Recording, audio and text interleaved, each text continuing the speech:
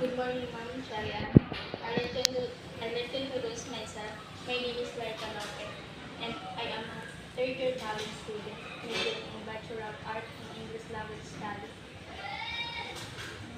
I asked if I could interview for a more teacher. Um, my title is about Educator interview on instructional materials development and evaluation. Part 1. This is your educator profile. Number 1. Can you please introduce yourself and describe your current teaching position? Well, I am Miss Charity Pizarro Vasco. I am now on my third year of teaching, and I am handling grade 9 students, and I teach or I handle the English language, English subject, and Filipino. Number 2. How long have you been in the teaching profession? Like what I said earlier, I am now in my third year of teaching. Number 3. What subject or grade levels do you teach? I handle grade 9. On my first year of teaching, I handled grade 7, wherein I teach the English language and ESE or Education sa Pagpapangatao. Now that I am in my third year of teaching, I handle the grade 9 students, wherein I've handled 5 sections: the computer programming, CSS, computer service system, and then the cooking and the small or the EIM students. So part 2. About development of instructional materials. Number 4. What types of instructional materials do you usually use in your teaching? Print, digital, visual, manipulated, etc. It depends on the needs of my lessons, but I am more on PowerPoint presentation and the traditional one, the chalk and board. Yeah. Number 5. Do you create your own materials, adapt existing ones, or both, and why? Okay. So we are now in a digital world wherein the resources are um, really accessible. So I use that opportunity in order not to burden on my part. So I am more in rely on books and internet, of course. So when it comes to my instructional materials, I use different or variety of print and media resources. So I use PowerPoint, the use of Canva, since we are privileged to use the Canva Pro because of our like the access to Canva Pro as a P. So I use the Canva because it is more convenient and a lot of images, designs are P and accessible to there. So I can create more engaging and colorful or fun for my students' activities. Number 6. Can you walk us through your process when developing instructional materials for your class? Two, you mean I can give you some points on how to make the presentation? Okay. So, what do I usually? Of course, after planning the lesson plan, I managed to make a PowerPoint presentation wherein I use the application, the Canva, and then I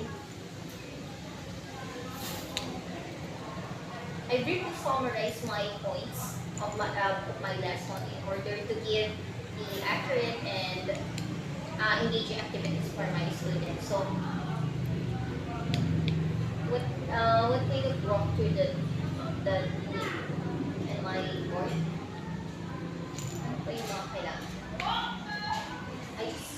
I just get the information from my lesson plan, and then manage to have different slides, use the morph, use the elements in order to make my PowerPoint presentation interesting, and at the same time, uh, full of knowledge for my students. The part 3 is about instructional planning and analysis. Number 7. Before creating instructional materials, how do you determine your students' needs for your knowledge or skill level? Oh, so how do I determine my students' prior knowledge and skill level? Okay, for that, we conducted pre-test, diagnostic test, wherein we can determine what are the students already know and what they don't know, and what are the topics that I need to go further in order for them to understand it. So in that kind of pre-test and diagnostic test, we can measure our students' capacity or skills level. So when it comes to the skills level, I am more on the oral presentation for my students, wherein I can determine whether they are eloquent when it comes to my subject, and when their fluency, that is the skill. And I conducted also different drills, such for example the grammar drill, or the spelling drill. Yeah. So to measure their capacity and skills when it comes to language. Number 8. How do you identify learning objectives or competencies that your material should address? How to measure the competencies or objectives. We and DepEd, we uses our budget of work. So in that budget of work, it consists of different topics, the MELCs, or the most essential learning competencies. And with that, we vary to manage different lesson plans that needs different visuals or illustration or PowerPoints that the students need to acquire. Number 9. Do you use any instructional strategy or theoretical framework, whether formal or informal, when designing materials? Whether I think Do you use any instructional strategy or theoretical framework? okay. So the strategies that I mostly use is the didactic method, wherein I give my student an example first, then I lecture what is our topic, and then activity, the practice activity. I also believe that we need to give the instruction first clearly for them, so that they can be able to manage to do it alone. The part 4 is about evaluation innovation.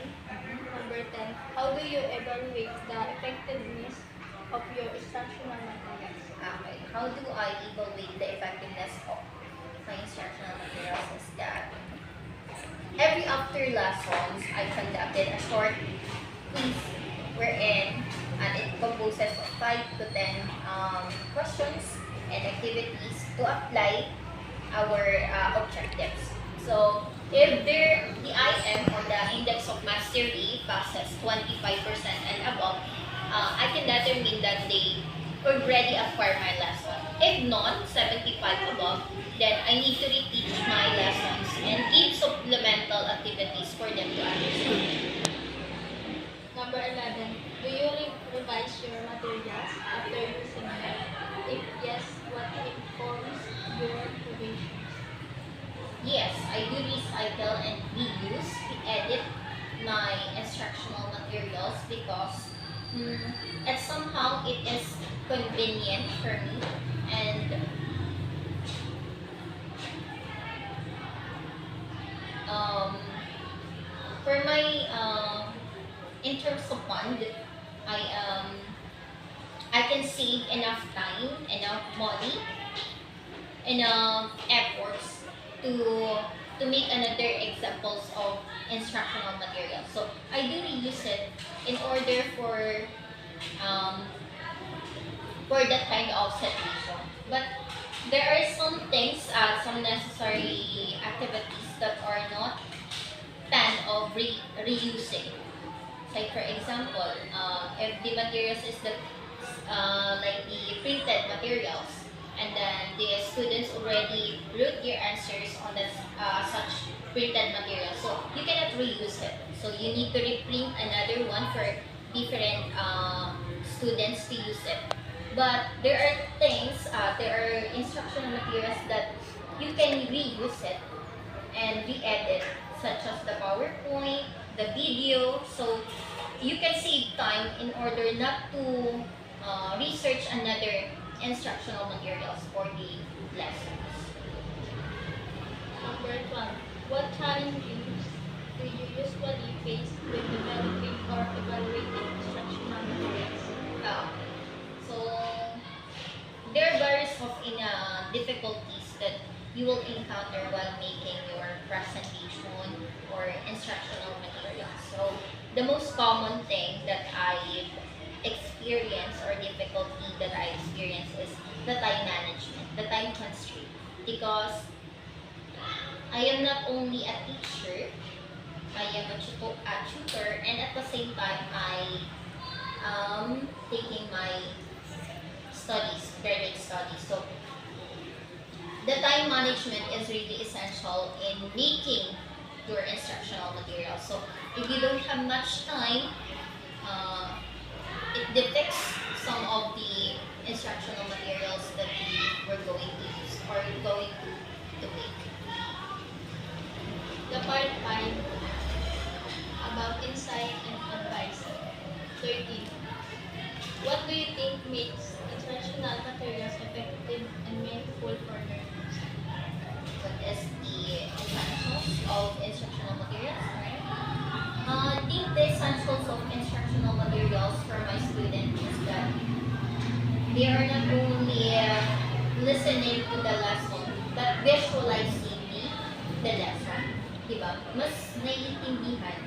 They acquire the lesson more if they can write it, they can hear it, and they can say it, and at the same time they can see it. So there's a big chance or a huge chance that my student can acquire or understood my lesson well. The last question, number 8. What advice can you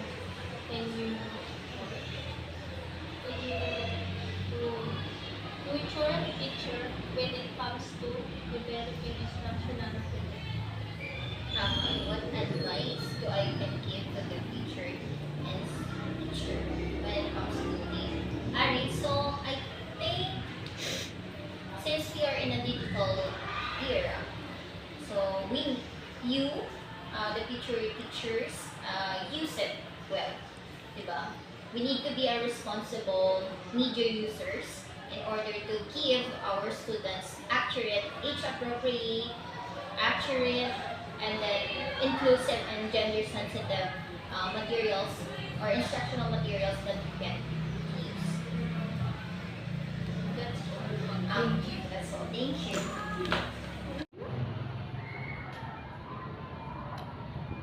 I would like to share my insight gained from the interview about how to use responsibility when it's come to developing instructional materials. Ma'am Sherry Ann usually uses both print and digital materials in her teaching as we are in a digital era.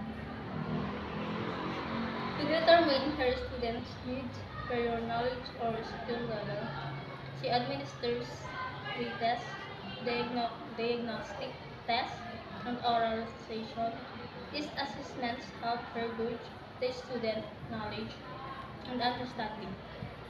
After using her materials, she revises them to ensure their effectiveness. One, one important lesson I learned from here is the importance of time management in creating instructional materials. Thank you for watching.